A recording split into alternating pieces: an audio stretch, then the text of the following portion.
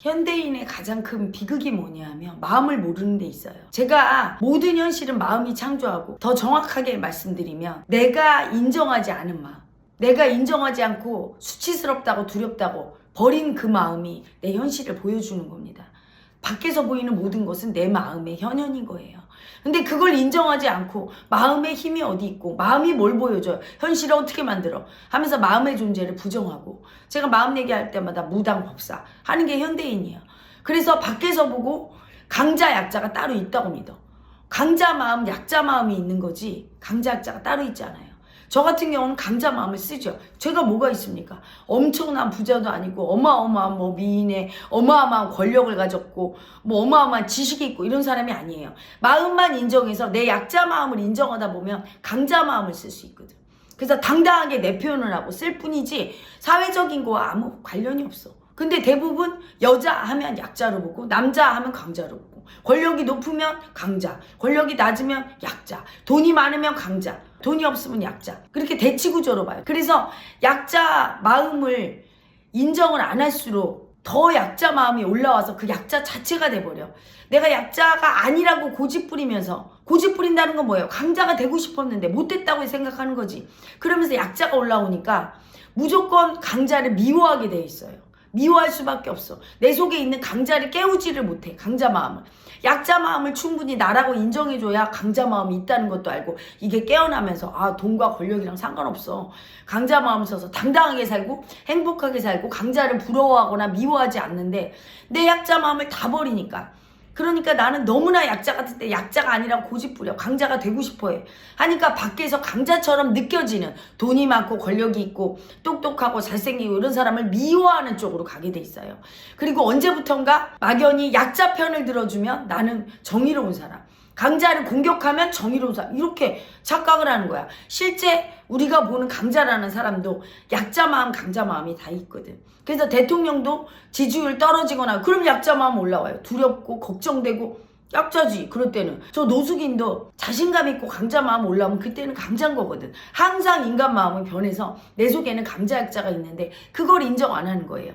그래서 강자 약자 마음을 인정 안 하니까 그걸 밖에서 보고 찾아서 나를 약자라고 인정하는 사람들, 그래서 강자는 무조건 가해자고 횡포 부리는 사람이라고 인식하는 사람들이 무조건 강자를 공격하는 거야.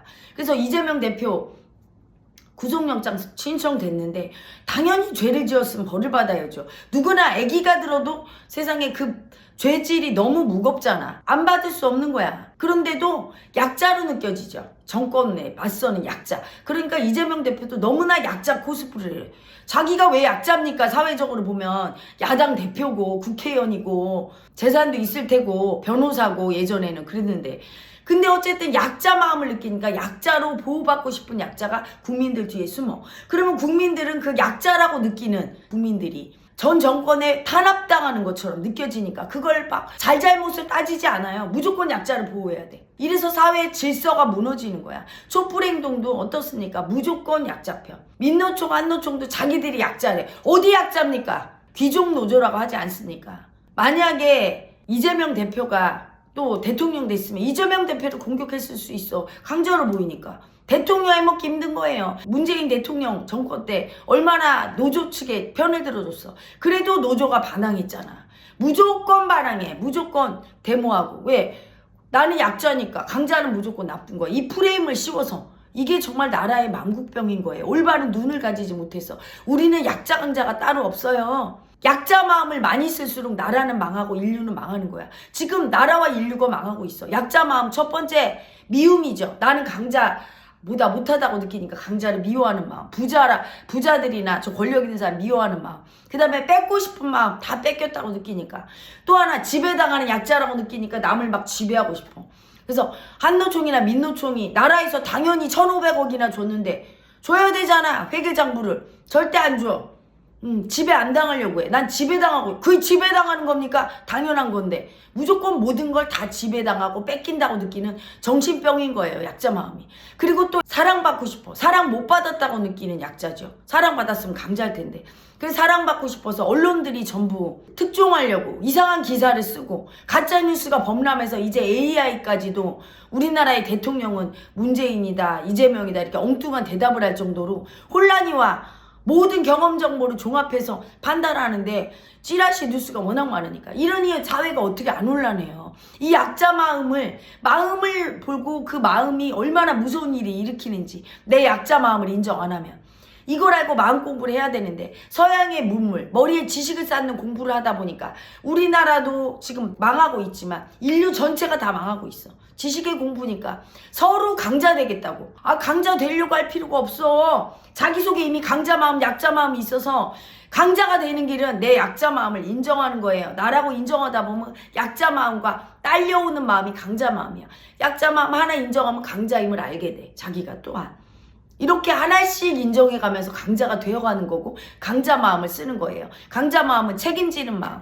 사랑을 받고 싶은 게 아니라 사랑 주는 마음. 뺏고 싶은 게 아니라 베푸는 마음. 지배하려고 하는 게 아니라 내가 지배 당해줄 수 있고 기꺼이 양보할 수 있는 마음. 이런 것들을 쓰는 거야. 그래서 누구를 미워하거나 원망하지 않고 내 인생의 아픔을 받아들여 국가에게 요구하지 않고 국가를 위해 헌신해. 이게 전부 강자 마음이에요. 근데 그 강자 마음을 못 쓰는 나라와 민족은 망하고 인류도 그 약자 마음 인정 안 해서 강자 마음 못 쓰면 망하게 될 거예요. 지금 다 퍼지고 있어. 약자 마음이 온 지구를 휩쓸고 있어요.